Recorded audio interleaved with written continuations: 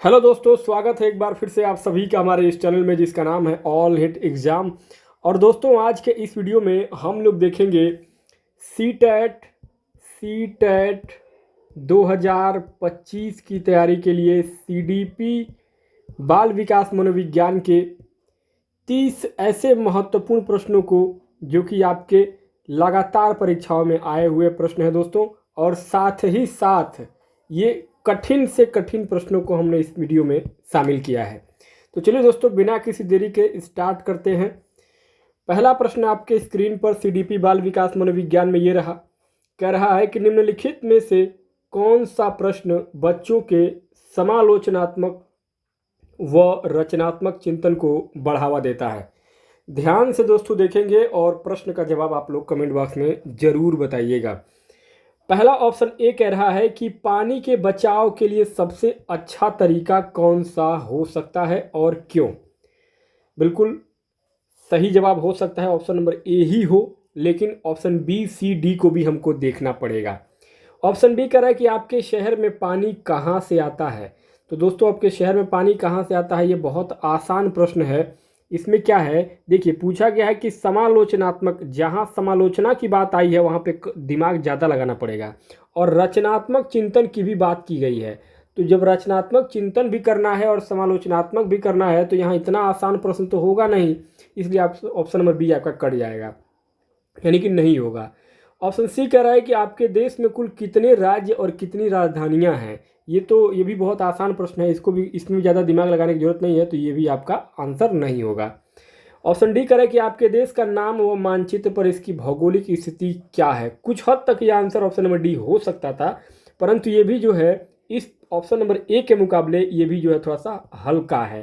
तो यहाँ सबसे कठिन जो प्रश्न है, यानी कि पानी के बचाव के लिए सबसे अच्छा तरीका कौन सा होगा और क्यों होगा, यहाँ पे दिमाग लगाने की सबसे ज़्यादा ज़रूरत पड़ रही है। इसलिए इसी प्रश्न में जो है आपका रचनात्मक चिंतन का भी विकास होगा और समालोचनात्मक चिंतन का भी विकास होगा। इसलिए आपका ऑप्शन नंबर ए यहाँ पे करेक्ट और राइट आंसर हो जाएगा इस पहले नंबर के प्रश्न में।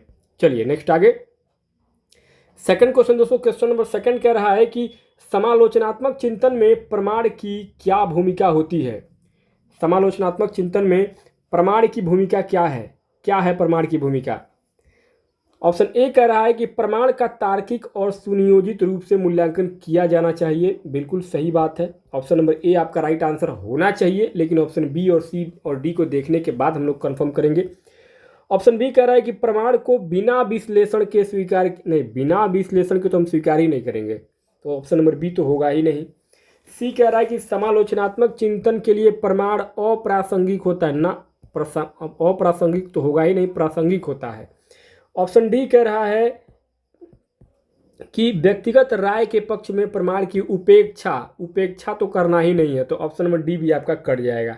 ऑप्शन नंबर ए आपका यहाँ पे राइट आंसर हो जाएगा, क्योंकि प्रमाण का तार्किक और सुनियोजित रूप से मूल्यांकन किया जाना चाहिए। बिल्कुल सही बात है, प्रमाण को हम तभी मानेंगे जब वो तार्किक हो और सुनियोजित रूप से उसको प्रस्तुत किया गया हो, तभी उसका मूल्यांकन किया जाएगा। इसलिए आपका ऑप्शन नंबर ए यहाँ पे करेक्ट हो जाएगा। चलिए नेक्स्ट आगे, आपका क्वेश्चन नंबर थर्ड दोस्तों, तीसरा क्वेश्चन क्या कह रहा है कि समावेशी शिक्षा में क्या शामिल है। समावेशी शिक्षा में क्या शामिल होगा। ऑप्शन ए कह रहा है कि सभी शिक्षार्थियों के लिए मानक पाठचर्या।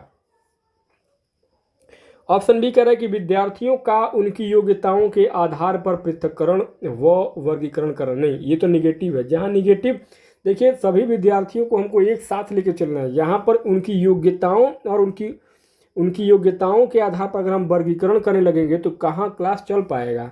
तो वर्गीकरण करना ही नहीं है, तो ऑप्शन नंबर बी आपको ऐसे ही कट जाएगा। ऑप्शन सी करें कि विशेष आवश्यकता वाले शिक्षार्थियों को केवल व्यावसायिक शिक्षा का प्रवचन ना, विशेष आवश्यकता वाले विद्यार्थियों को हम केवल व्यावसायिक शिक्षा का ज्ञान नहीं देंगे, हम सभी चीज़ों का ज्ञान देंगे विशेष आवश्यकता वाले बच्चों को भी। ऑप्शन डी करें कि व्यक्तिगत अंतरों की पहचान के परिणाम स्वरूप पाठ्यचर्या में लचीलापन। बिल्कुल ऑप्शन नंबर डी आपका यहाँ पर राइट आंसर होना चाहिए दोस्तों, और यही होगा ही, क्योंकि सभी शिक्षार्थियों के लिए मानक पाठचर्या तो बन नहीं पाएगा। तो यहाँ पे आपका ऑप्शन नंबर ए भी कट जाएगा। तो ऑप्शन नंबर डी आपका राइट आंसर इसलिए होगा क्योंकि व्यक्तिगत अंतरों, हर विद्यार्थी में थोड़ा मोड़ा अंतर तो होगा ही, तो व्यक्तिगत अंतरों की हम पहचान करेंगे और उसके बाद हम पाठ्यचर्या में थोड़ा सा लचीलापन लाएंगे ताकि सभी बच्चों के लिए वो पाठ्यचर्या जो है वो समान हो। तो ऑप्शन नंबर आपका डी यहाँ पे करेक्ट हो जाएगा। नेक्स्ट आगे क्वेश्चन नंबर 4 कह रहा है कि निम्नलिखित कथनों को पढ़िए तथा सही विकल्प का चयन कीजिए। अभिकथन ए कह रहा है कि बच्चों में संज्ञानात्मक विकास पर भाषा के प्रभाव पर जीन पियाजे और लेव वाइगोत्स्की के दृष्टिकोण में भिन्नता है। बिल्कुल सही बात है, कथन बिल्कुल सत्य कह रहा है। बच्चों में जो संज्ञानात्मक विकास है उस पर भाषा के प्रभाव पर जीन पियाजे का विचार अपना अलग है और वाइगोत्स्की का विचार अपना अलग है, तो दोनों के विचारों में भिन्नता है, यानी कथन जो है बिल्कुल सत्य है। कारण कह रहा है कि खोज अधिगम में शिक्षक अवसर प्रदान करता है और विद्यार्थी स्वयं जानकारी प्राप्त करने के लिए उन्मुख होते हैं। बिल्कुल, कारण भी आपका सही लग रहा है मुझे। तो कथन और कारण तो दोनों सही लग रहा है, लेकिन अब इसकी व्याख्या करता है कि नहीं ये देखना जरूरी है। ए सही है परंतु आर गलत है ना, दोनों कथन सही है। ए और आर दोनों सही है परंतु आर ए की सही व्याख्या नहीं करता है, तो इसको हम लगभग सही मान के चलेंगे। बाकी सी, ए और आर दोनों गलत है, ये तो होगा ही नहीं, दोनों कथन सही है। डी, ए और आर दोनों सही है तथा आर ए की सही व्याख्या है। तो दोस्तों यहाँ इस चौथे नंबर के प्रश्न में अगर बात करेंगे तो ऑप्शन नंबर आपका ये नहीं, सही व्याख्या नहीं कर रहा है। ऑप्शन नंबर आपका यहाँ पे राइट आंसर क्या हो जाएगा दोस्तों? ऑप्शन आपका राइट आंसर हो जाएगा ऑप्शन नंबर बी, ए और आर दोनों कथन सही है, परंतु आर जो है ये कारण, ये अभिकथन की जो है सही व्याख्या नहीं कर रहा है। तो यहाँ पर आपका ऑप्शन नंबर बी करेक्ट हो जाएगा। कथन और कारण दोनों सही है, लेकिन कारण जो है वो कथन की व्याख्या नहीं कर रहा है। ऑप्शन नंबर बी आपका सही हो जाएगा। चलिए अगला 5वां प्रश्न पूछ रहा है कि कथन ए, बच्चों का शारीरिक विकास तो महत्वपूर्ण है क्योंकि यह बच्चों के सामाजिक व संज्ञानात्मक विकास को भी प्रभावित करता है। सही बात है। तर्क देखते हैं इसके पीछे तर्क क्या है। तर्क कह रहा है कि बचपन में विकास के सभी आयाम एक दूसरे से जुड़े हुए हैं तथा एक दूसरे को बेहद प्रभावित करते हैं। सही विकल्प चुनिए। तो यहाँ अगर 5वें नंबर के इस प्रश्न में देखेंगे तो यहाँ दोस्तों आपका ऑप्शन पहला कह रहा है कि ए और आर दोनों सही है और ए की आर सही व्याख्या करता है। तो यहाँ कथन जो कह रहा है कि बच्चों का शारीरिक विकास महत्वपूर्ण है क्योंकि यह बच्चों के सामाजिक व संज्ञानात्मक विकास को भी प्रभावित करता है, तो कथन तो बिल्कुल सत्य दिखाई दे रहा है। तर्क दे रहा है कि बचपन में विकास के सभी आयाम एक दूसरे से जुड़े हुए हैं तथा एक दूसरे को बेहद प्रभावित करते हैं। बिल्कुल, कथन और कारण दोनों सही है और मुझे लगता है कि जो कथन है उसका तर्क भी जो है बिल्कुल सही जवाब दे रहा है। तो पहला जो विकल्प है आपका लगभग सही होना चाहिए, लेकिन हम 2 और 3 और 4 विकल्प को भी पढ़ेंगे, हो सकता है कहीं ये नहीं दूसरा, तीसरा, चौथा विकल्प सही हो। तो चलिए दूसरा विकल्प कह रहा है कि ए और आर दोनों सही है लेकिन ए की आर सही व्याख्या नहीं करता है। तीसरा कह रहा है कि ए सही है लेकिन आर गलत है। कथन तो दोनों सही है, तो यहाँ पे तीसरा विकल्प तो होगा ही नहीं। ए और आर दोनों गलत है, ये तो बिल्कुल गलत है। सेकंड और फर्स्ट में आपको करना है। तो यहाँ दोस्तों आपका बच्चों का कथन जो कह रहा था कि बच्चों का शारीरिक विकास महत्वपूर्ण है क्योंकि यह बच्चों के सामाजिक और संज्ञानात्मक विकास को प्रभावित करता है, तो कथन बिल्कुल सही है। और तर्क कह रहा है कि बचपन में विकास के सभी आयाम एक दूसरे से जुड़े हुए हैं तथा एक दूसरे को बेहद प्रभावित करते हैं। बिल्कुल, तो ऑप्शन में फर्स्ट आपका सही होगा। ए और आर दोनों सही है और आर ए की बिल्कुल सही व्याख्या करता है, इसलिए आपका ऑप्शन नंबर फर्स्ट यहाँ पे करेक्ट हो जाएगा। चलिए नेक्स्ट आगे 6वां प्रश्न पूछ रहा है कि विकास का कौन सा सिद्धांत यह सुझाता है कि विकास सिर से शुरू होता है और फिर शरीर के बाकी हिस्सों में आगे बढ़ता है। पहला ऑप्शन है समीप दूराभिमुख सिद्धांत, दूसरा शीर्षगामी सिद्धांत, तीसरा व्यक्तिगत भिन्नताओं का सिद्धांत और चौथा है एक रूपता का सिद्धांत। तो यहाँ अगर बात की जाएगी तो शीर्षगामी का सिद्धांत दोस्तों, शीर्षगामी का सिद्धांत, विकास का शीर्षगामी सिद्धांत जो है यह बताता है कि विकास सिर से शुरू होता है और फिर शरीर के बाकी हिस्सों में आगे धीरे धीरे बढ़ता है। तो ये शीर्षगामी सिद्धांत के अनुसार इसको कहा जाएगा ऑप्शन नंबर आपका सेकेंड यहाँ पे करेक्ट हो जाएगा। नेक्स्ट आगे क्वेश्चन नंबर 7 कह रहा है कि आनुवंशिक स्वभाव के पूर्व निर्धारित प्रकटीकरण की प्रक्रिया को संदर्भित करता है कौन? पहला है आपका परिपक्वता, दूसरा पाढ़, तीसरा अनुकूलन और चौथा समाजीकरण। तो यहाँ दोस्तों राइट आंसर क्या हो जाएगा? परिपक्वता यानी कि मैच्योरिटी। परिपक्वता जो है, परिपक्वता आनुवंशिक स्वभाव के पूर्व निर्धारित प्रकटीकरण की प्रक्रिया को दर्शाता है, संदर्भित करता है। परिपक्वता मैच्योरिटी, तो ऑप्शन नंबर आपका पहला यहाँ पर परिपक्वता मैच्योरिटी राइट आंसर करेक्ट हो जाएगा दोस्तों, मैच्योरेशन। अगला 8वां क्वेश्चन है कि डैश डैश डैश उस विशिष्ट समय को कहा जाता है जब बच्चे उनके वातावरण में खास प्रकार से उद्दीपन के प्रति विशेष रूप से ग्रहणक्षम होते हैं। पहला है संवेदनशील अवधि, दूसरा है मुखर अवधि, तीसरा है नम्यता काल और चौथा है मानसिक अकर्मण्यता। तो दोस्तों यहाँ 8 नंबर के इस प्रश्न में अगर देखेंगे तो यहाँ आपका क्या राइट आंसर हो जाएगा? संवेदनशील अवधि, ऑप्शन नंबर फर्स्ट।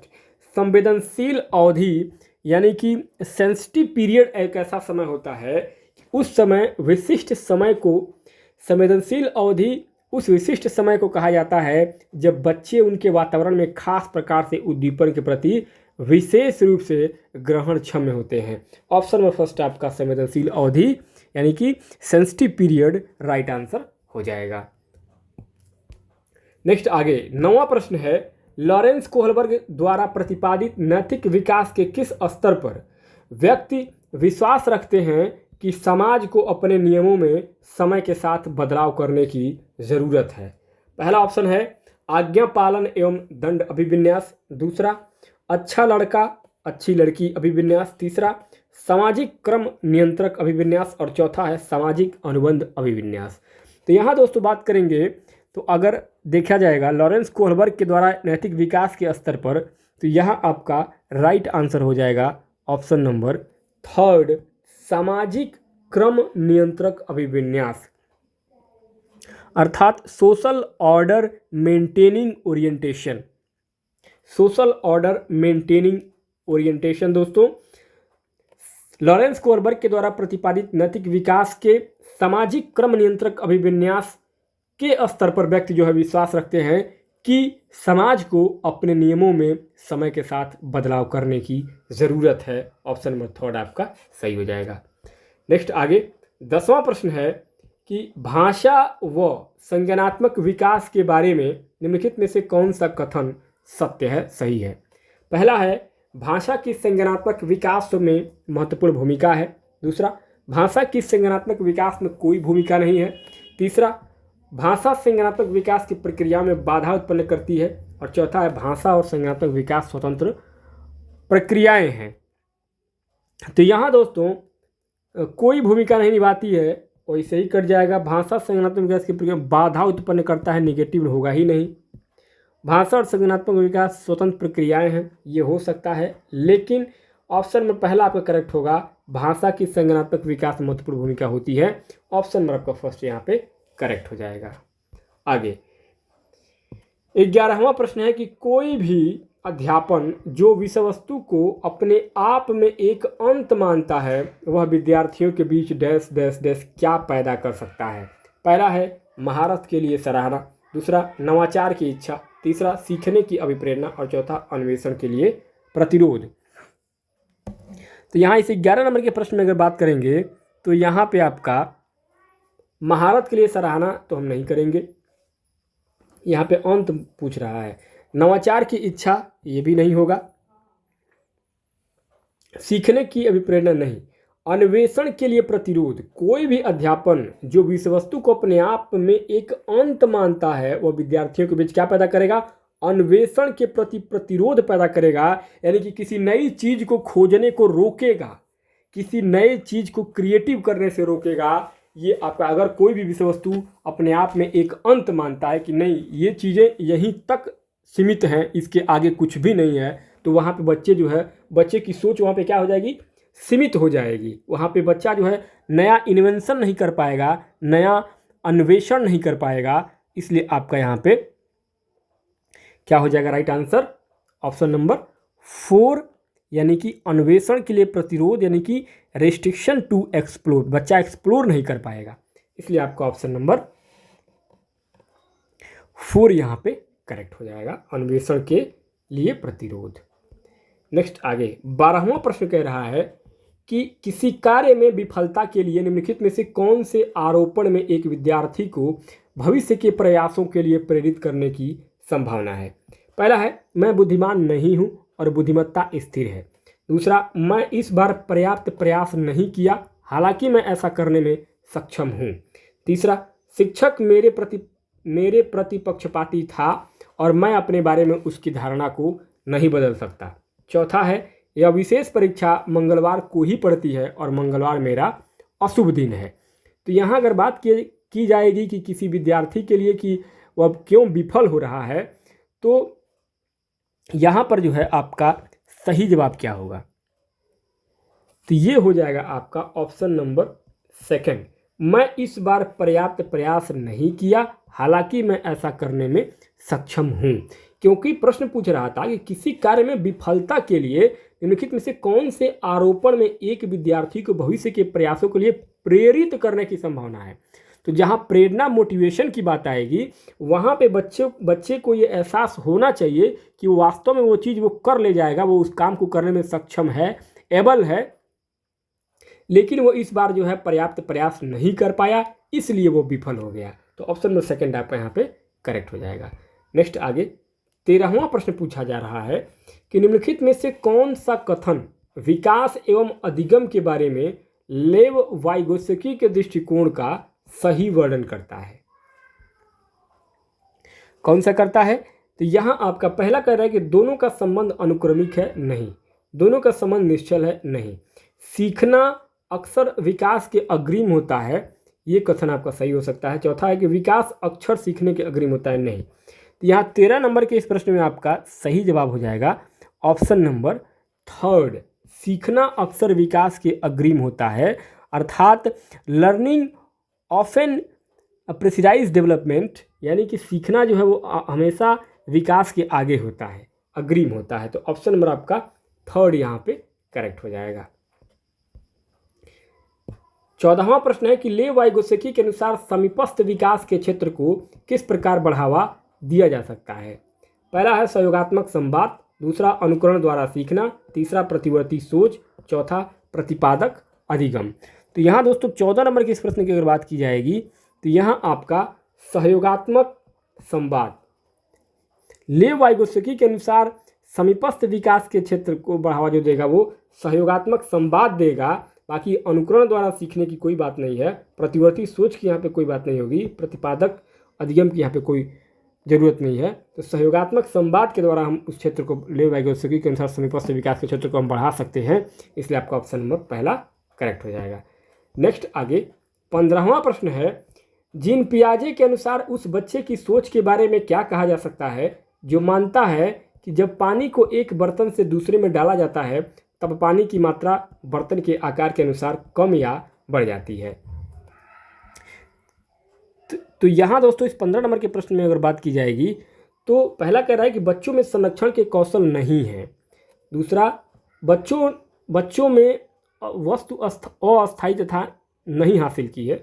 बच्चा जो है वो अस्थायी वस्तुओं को हासिल अभी नहीं कर पाया है। तीसरा है कि जीववादी सोच बच्चों के विचारों को सीमित करती है। और चौथा है बच्चा क्रमबद्धता की प्रक्रिया करने में अक्षम है, यानी कि उसमें वो सक्षम नहीं है। तो बच्चों में संरक्षण के कौशल नहीं है, अर्थात जीन पियाजे के अनुसार उस बच्चे की सोच के बारे में हम यही कह सकते हैं कि बच्चे में संरक्षण के कौशल नहीं है। इसलिए बच्चा मान रहा है कि जब पानी को एक बर्तन से दूसरे में डालेंगे तो पानी की मात्रा बर्तन के आकार के अनुसार कम या बढ़ जाती है। तो यहाँ बच्चों में संरक्षण के कौशल नहीं है, इसलिए आपको 15 नंबर के प्रश्न में ऑप्शन नंबर पहला करेक्ट हो जाएगा। आगे 16वां प्रश्न पूछा गया है, जीन पियाजे के द्वारा दिए गए संज्ञानात्मक विकास के चरणों का सही क्रम क्या है। दोस्तों बहुत इंपॉर्टेंट है, ये बहुत ही इंपॉर्टेंट क्वेश्चन है, कई बार रिपीटेड क्वेश्चन हुआ पेपर में आया हुआ है ये। तो दोस्तों, जीन पियाजे के द्वारा संज्ञानात्मक विकास के चरणों का अगर सही क्रम देखा जाएगा तो पहला ही विकल्प आपका करेक्ट हो जाएगा। सबसे पहले संवेदी चालक चरण, संवेदी चालक अवस्था, दूसरा पूर्व संक्रियात्मक अवस्था, तीसरा मूर्त संक्रियात्मक अवस्था और चौथा है अमूर्त संक्रियात्मक अवस्था। तो यहाँ पे आपका पहला विकल्प जो है वो बिल्कुल सही और राइट आंसर हो जाएगा, सही क्रम हो जाएगा।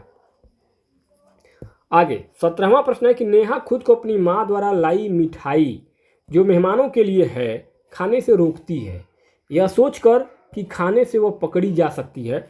कोहलबर्ग के सिद्धांत के अनुसार नेहा नैतिक विकास की किस अवस्था में है? तो यहाँ अगर बात की जाएगी, पहला है कि यांत्रिक सापेक्षता अभिविन्यास नहीं, सजा और आज्ञाकारिता अभिविन्यास बिल्कुल सही बात है, क्योंकि उसको ये इस बात का जब डर सता रहा है कि मिठाई मेहमानों के लिए रखी गई है, अगर वो पकड़ी जाएगी तो वो इसीलिए खाने से रोक रही है।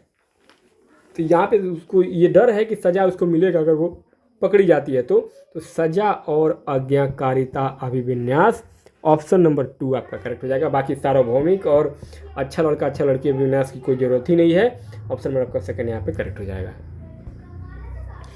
आगे 18वां प्रश्न है कि किसके सिद्धांतों के अनुसार बच्चे अपने से ज़्यादा ज्ञान वाले समकक्षी व वयस्कों से अंतःक्रिया करके सीखते हैं? तो दोस्तों, यहाँ पे अगर बात करेंगे तो सबसे पहले ही जो है आपको पढ़े भी होंगे लेव वाइगोत्स्की, जीन पियाजे का ये नहीं होगा, हार्वर्ड गार्डनर, लॉरेंस कोहलबर्ग नहीं होंगे। लेव वाइगोत्स्की के अनुसार बच्चे अपने से ज़्यादा ज्ञान वाले समकक्षी व वयस्कों से अंतःक्रिया करके सीखते हैं। ये लेव वाइगोत्स्की का सिद्धांत है। ऑप्शन नंबर आपका पहला यहाँ पे लेव वाइगोत्स्की करेक्ट हो जाएंगे। नेक्स्ट आगे 19वां प्रश्न है, लेव वाइगोत्स्की के अनुसार निम्न में से किसकी संज्ञानात्मक विकास में महत्वपूर्ण भूमिका है? पहला है अनुकूलन, दूसरा पुनर्बलन, तीसरा सांस्कृतिक परिवेश और चौथा अनुवांशिकता। तो यहाँ लेव वाइगोत्स्की के अनुसार पूछा गया है तो सांस्कृतिक परिवेश की सबसे ज़्यादा जो है चर्चा किया है लेव वाइगोत्स्की ने अपने ज्ञान में। तो सांस्कृतिक परिवेश जिसको हम क्या बोलते हैं, कल्चरल कॉन्टेक्स्ट। दोस्तों, कल्चरल कॉन्टेक्स्ट, सांस्कृतिक परिवेश में लेव वाइगोत्स्की के अनुसार सांस्कृतिक परिवेश में संज्ञानात्मक विकास जो है वो सबसे ज़्यादा महत्वपूर्ण भूमिका निभाता है। तो आपका कल्चरल कॉन्टेक्स्ट जो है आपका सांस्कृतिक परिवेश करेक्ट हो जाएगा। आगे 20वां प्रश्न है, हार्वर्ड गार्डनर की बुद्धि के सिद्धांत में शरीर और वस्तुओं दोनों को कुशलतापूर्वक उपयोग करने की क्षमता को कौन सी बुद्धि कहा जाता है? तो यहाँ दोनों चीज़ों की बात की जा रही है, शरीर और वस्तुओं दोनों को कुशलतापूर्वक उपयोग करने की क्षमता। तो दोनों को उपयोग करने की क्षमता की अगर बात की जाएगी तो तर्क गणितीय बुद्धिमत्ता, तो यहाँ पे दोनों की बात की गई है। शारीरिक गति संवेदनात्मक बुद्धि बिल्कुल सही जवाब, ऑप्शन नंबर सेकेंड ही होगा। बाकी अंतर वैयक्तिक बुद्धि होगा नहीं, भाषाई बुद्धि की जरूरत यहाँ पे है नहीं। तो आपका शारीरिक गति संवेदनात्मक बुद्धि आपका राइट आंसर होगा, क्योंकि यहाँ पे शरीर और वस्तु दोनों को कुशलतापूर्वक उपयोग करने की क्षमता। तो शारीरिक गति संवेदनात्मक बुद्धि करेक्ट हो जाएगा। 21वां प्रश्न है कि दृश्य अस्थानिक बुद्धि में क्या शामिल है? दृश्य अस्थानिक बुद्धि में क्या शामिल है? तो यहाँ पहला है कि छवियों और चित्रों में सोने की क्षमता। छवियों और चित्रों में सोने नहीं बाबू, सोचने की क्षमता, यहाँ पे टाइपिंग मिस्टेक है। छवियों और चित्रों में सोचने की क्षमता, सटीक और अमूर्त रूप से कल्पना करने की क्षमता, बिल्कुल सही जवाब, पहला ही आंसर आपका करेक्ट होना चाहिए। बाकी सेकंड कह रहा है कि लय, ताल, मीटर, स्वर, माधुर्य के प्रति संवेदनशीलता नहीं। कहानियाँ व कविताओं को समझने व गढ़ने की क्षमता, कुछ हद तक ये सही हो सकता था। चौथा है प्राकृतिक रूपों जैसे जानवरों और पौधों की प्रजातियां और चट्टानों और पर्वत प्रकारों को वर्गीकृत करने की क्षमता नहीं। यहाँ पे दृश्य अस्थानिक बुद्धि की बात की गई है, तो आपका राइट आंसर यही होगा, ऑप्शन नंबर पहला। छवियों और चित्रों में सोचने की क्षमता, सटीक और अमूर्त रूप से कल्पना करने की क्षमता विकसित हो, इसलिए आपका ऑप्शन नंबर फर्स्ट यहाँ पे करेक्ट और राइट आंसर हो जाएगा। आगे 22वां प्रश्न है कि सहशिक्षा कक्षा में लड़कों के लिए एक शिक्षक की टिप्पणी, मजबूत बनो और लड़कियों की तरह नम्र व्यवहार मत करो। यह किसको बढ़ावा देगा? तो दोस्तों ये जेंडर रूढ़िवादिता विचार है। यहाँ पे दोस्तों जेंडर रूढ़िवादिता ऑप्शन नंबर सेकंड आपका यहाँ पे करेक्ट हो जाएगा, क्योंकि यह जो है ये जेंडर स्टीरियोटाइपिंग की बात कर रहा है। क्योंकि यहाँ पे जब किसी की अगर बात की जाएगी शिक्षा में, तो लड़कों के लिए यह बात अगर कोई टीचर कोई जेंट्स टीचर कह रहा है कि लड़कियों की तरह नम्र व्यवहार मत करो, मजबूत बनो, तो यहाँ पे वो लड़कियों को नीचा दिखाने की बात की जा रही है।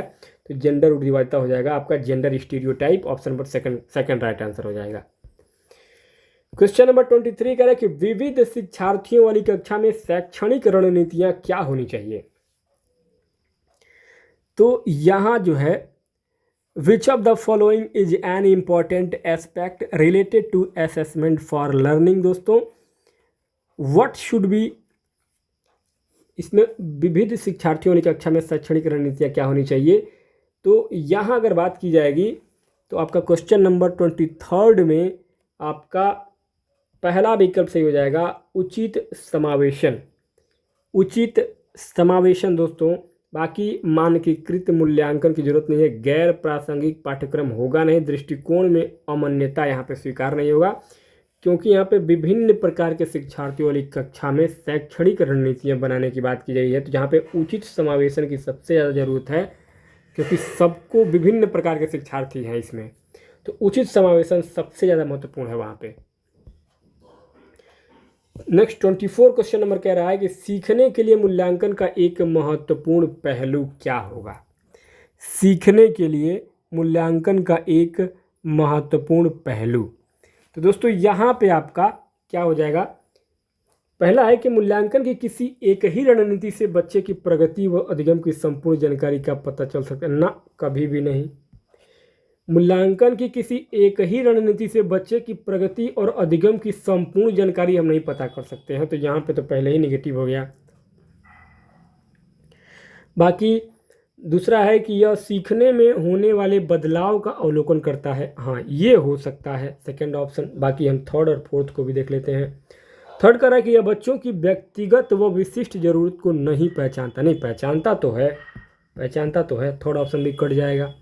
चौथा है कि यह शिक्षकों को मानसिक मंदबुद्धि वाले बच्चों को पहचानने में मदद करता है। नहीं, हम मंदबुद्धि बच्चों की यहाँ बात ही नहीं कर, हम किसी का विश्लेषण अवलोकन थोड़ी नहीं कर रहे हैं, हम यहाँ पे मूल्यांकन कर रहे हैं। तो सीखने के लिए मूल्यांकन का एक महत्वपूर्ण पहलू ये होता है कि यह सीखने में होने वाले बदलाव का अवलोकन करता है कि बच्चे क्या सीख रहे हैं और वो सीखने के बाद बच्चों में क्या परिवर्तन हो रहा है, क्या बदलाव हो रहा है, ये जरूरी होता है मूल्यांकन में। तो यहाँ आपका ऑप्शन नंबर सेकंड करेक्ट हो जाएगा मूल्यांकन के लिए। अगला 25वां प्रश्न है कि निम्नलिखित में से कौन सा समूह उन विशिष्टताओं का सही ढंग से उल्लेख करता है जो प्रतिभाशाली विद्यार्थियों और कक्षा में अन्य विद्यार्थियों के बीच आम तौर पर भिन्न होते हैं? ए, समझ की अग्रवर्ती गहनता, बी, सीखने की तेज गति, सी, समझ के लिए दूसरों पर अधिक निर्भरता, डी, शारीरिक विकास की तेज गति। सही विकल्प का चयन करिए। तो दोस्तों यहाँ आपका सही जवाब क्या होगा? यहाँ पे आपका समझ की अग्रवर्ती गहनता, साथ ही साथ सीखने की तेज गति। समझ के लिए दूसरों पर अधिक निर्भर हम कभी नहीं होंगे। हमको अगर कोई चीज़ समझना है तो हम दूसरों के ऊपर अधिक निर्भर नहीं होंगे, हम खुद करके सीखेंगे। बाकी शारीरिक विकास की तेज गति की यहाँ पे बात नहीं हो रही है। तो दोस्तों यहाँ पे जो है पूछा गया है कि उन विशिष्टताओं का सही ढंग से उल्लेख करता है जो प्रतिभाशाली विद्यार्थियों और कक्षा में अन्य विद्यार्थियों के बीच आमतौर पर भिन्न होते हैं। तो सबसे ज़रूरी जैसे क्या होता है, जब हम क्लास में जो प्रतिभाशाली विद्यार्थी होते हैं वो और जो आम बच्चे होते हैं वो, उन दोनों में थोड़ा सा अंतर तभी आता है जब हम पकड़ पाते हैं कि कौन सा बच्चा जो है जिसकी समझ की अग्रवर्ती गहनता, यानी कि जो बच्चे है वो जल्दी समझ ले रहा है, और सीखने की गति कितना फास्ट है उसका। इन दो चीज़ों से जो हम बच्चे को पकड़ सकते हैं कि बच्चा थोड़ा सा विशिष्ट है और कौन बच्चा थोड़ा सा मंद है। चलिए आगे 26वां प्रश्न है, श्रवण बाधिता के संदर्भ में निम्नलिखित में से कौन सा कथन सही है? श्रवण बाधिता यानी कि सुनने की दिक्कत होती है, कान से सुन नहीं पाता है बच्चा, पहला विकल्प कह रहा है कि श्रवण बाधिता बच्चों के प्रभावी ढंग से संवाद करने की क्षमता को प्रभावित कर सकती है। बिल्कुल, संवाद करना यानी कि जब हम कुछ सुनेंगे नहीं, जब हमको कुछ सुनाई नहीं देगा तो हम जवाब क्या देंगे। तो पहला विकल्प तो बिल्कुल सही होना चाहिए, लेकिन हो सकता है दूसरा, तीसरा, चौथा भी कहीं सही हो जाए। अगला कह रहा है कि सभी श्रवण बाधिता वाले बच्चों को संवाद करने के लिए सांकेतिक भाषा साइन लैंग्वेज का उपयोग करने की आवश्यकता होती है। तो यहाँ पे पूछ रहा था क्या कि श्रवण बाधिता के बारे में निम्नलिखित में कौन सा कथन सही है। तो सभी श्रवण बाधिता वाले बच्चों को संवाद करने के लिए सांकेतिक भाषा साइन लैंग्वेज का उपयोग करने की आवश्यकता होती है। हाँ, हो तो सकती है। आगे देखते हैं। तीसरा है, बच्चों के पास तेज आवाज़ करके बच्चे की सुनने की क्षमता श्रवण बाधिता का विश्वसनीय तौर पर परीक्षण किया जा सकता है। नहीं, श्रवण बाधिता हमेशा कान की किसी शारीरिक समस्या के कारण होती है।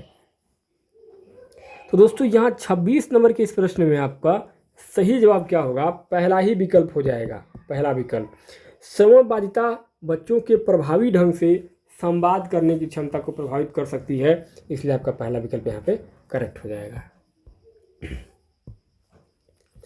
आगे 27वां प्रश्न है कि समावेशन के बारे में पाठ्यचर्या सीखने की अपेक्षाएं डैश डैश डैश में समान है, जबकि डैश डैश डैश में वे भिन्न है।